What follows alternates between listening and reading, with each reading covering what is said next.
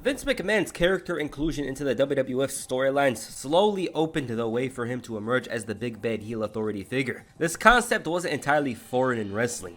For McMahon, this proved to be an important change that gave Stone Cold an even bigger challenge in front of him, an authority figure that wishes to see Austin suffer and transgress. The storyline was about McMahon refusing to adapt to Stone Cold's ways and even accepting unlikely guys, such as Kane and Mankind, to take him out. McMahon's bias was becoming more and more erratic to the point where he involved himself in the main event matches. Taking the title off Stone Cold wasn't enough. He wanted him gone, and this was in spite of the millions the Texas Rattlesnake was making. He fired him.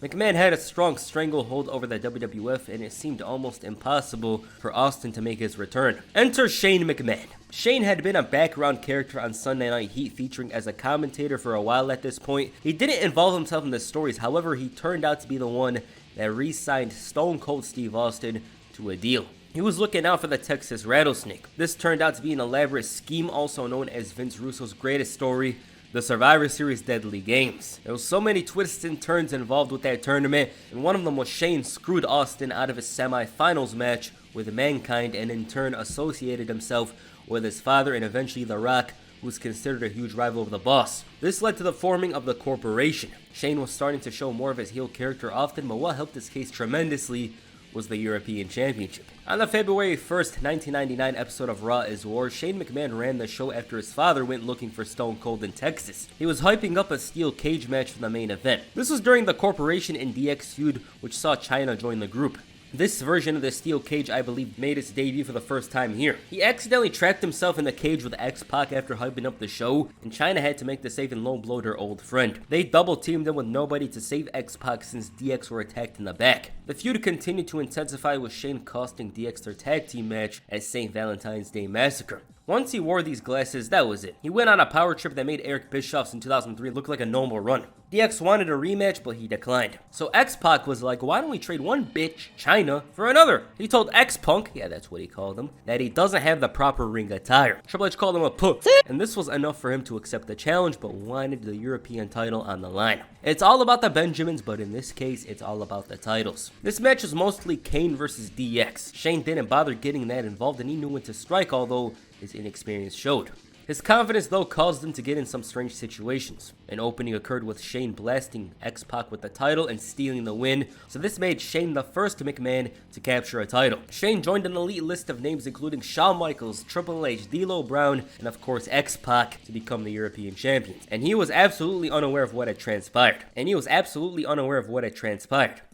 Now, this was back in the middle of the Attitude Era. They used to do all kinds of things. Even then, WWE would have done this in any different era. It's just back here, it was more often. Shane was hyped to win that title, but most of all was excited to go to WrestleMania. It wasn't all fun and games, though, for him to be a McMahon, because sometimes he was in very uncomfortable positions. Shane, of course, had the luxury of being a McMahon to be in this situation to be champion, but he was set to make the most out of it in storyline. Now, he was preparing for WrestleMania 15. He faced Gillberg. Funny enough, this was a tough challenge for him and had to use the title to blast a 59 overall wrestler to retain. It lasted for about 30 seconds though. X-Pac wasn't too interested in the jokes and decided to challenge him for the title at WrestleMania 15. China told him that it wasn't that easy to get a title shot. He had to get through her on Raw. He's like, oh, you're man enough to hit, and accepted the challenge. That's what he literally said. The boy wonder couldn't believe X-Pac wanted to face an undefeated champion like him. X-Pac forgot who he was dealing with and messed up. Triple H dropped China with the pedigree, all while Shane was being chased like he was a turkey. This gave him the title shot at WrestleMania though. Triple H said one down, one to go. Shane had to enlist the help of the Mean Street Posse in the lead up to WrestleMania 15. Now, Shane was portrayed as a dangerous man in a dangerous city, that city being Greenwich, Connecticut, also known as the home to many hedge funds and financial services firms due to its residential setting and proximity to New York City, so it is the hood apparently. The way Pete Gas and Rodney were talking about it, they'd have you believing it was 90s Compton or something. Shane wasn't afraid to fight. It was of course satire, and the guys admitted they fought because they were bored, not because they needed to survive. They were beating up kids on the outside because it was fun. On TV, though, Shane knew when to capitalize on his moments. X-Pac most of the time was more busy chasing him than actually wrestling matches, and almost every single time he wouldn't succeed. Shane was blasting him with the title and had that track star speed always on standby to help. While they were drilling JR's tail on the outside, that's a different story for another day, Shane McMahon wanted to prove he's capable of facing X-Pac. He had no problem showing how good he was and made a 1-2-3 kid reference. His opponents, the Stooges of Doom, and his father was proud to watch this match. Shane actually showed a very based level of wrestling intelligence. He had some athleticism in him to actually wrestle. Shane used X-Pac's moves all while he watched on in anger in the back. And this match was horrible. He was practically wrestling against two dummies. On the final Raw before WrestleMania 15, Shane faced X-Pac in a Greenwich street fight. He got dropped with ease right as the Greenwich posse made the save and ran out of there in the Corvettes. Man, I remember this build being more grand for some reason, but it was just random attacks from Shane for the most part. It seemed all set up for X-Pac to regain the title because he never really had a strong moment during the build. And right before the match, DX was reunited with China back in the group and stronger than ever. The Mean Street Posse watched the show from the front row, and in many ways, this match was kind of sad. Shane McMahon making his real debut at WrestleMania turned out to be one of the highlights of the show. This match did far better than anybody expected. That's why it's sad to me. Like, it was actually one of the best parts of the show when it shouldn't have been. Okay, let's talk about it. The Stooges failed to take out X-Pac before the match as this only energized him. Test saved him from the Bronco Buster, but Shane wanted to make a run for it. That went terribly, and Test had to throw X-Pac into the post. The challenger beat the count, but this allowed for Shane to finally slow down the pace and wrestle the way he wants to. He even hit the people's elbow on nobody. X-Pac avoided, leading to a low blow from the distraction. He used the belt to attack, and being overzealous screwed up everything. X-Pac dropped the Mean Street Posse, and Test once again took advantage. The champion got a little too confident, and X-Pac rebounded with a superplex. Test ran to the well one too many times and paid the price. Without Test, Shane suffered greatly, being whipped with the belt, the Bronco Buster, but with the ref distracted, Test dropped him with the belt. This wasn't enough for the victory. His version of the Bronco Buster went terribly, and after dismantling Test, DX came in to even the odds. X Factor, X-Pac got the title won when Triple H decides to turn on him and join the corporation. That's a different story, but this was a very impressive outing from Shane, who retained the title after the heel turn from Triple H. Watching the action, it's obviously very different to today, but he had no business going with the pace so well, which leads me to X-Pac. X-Pac did an even greater job of taking this rookie who never wrestled, brought him in for a match with the brightest lights out there, WrestleMania, the most purchased WrestleMania up to that point. But not only did he do well, but other than The Rock in Stone Cold's main event, this was the only true highlight of that show. X-Pac didn't initially like it, but grew to enjoy the fact that it got Shane McMahon at WrestleMania 15. And I quote, "I didn't like it going in. I was expecting to have this big WrestleMania match, but back then, if something wasn't my idea, I didn't like it, even if it was a good one. I was a bit of a spoiled brat at the time. I remember thinking I wanted to have a really good WrestleMania match, but how was I going to do that with somebody that never had a match before? But I told Vince, he listens to me, and I'll do it, but it's my way. And the agreement was he'd do the job."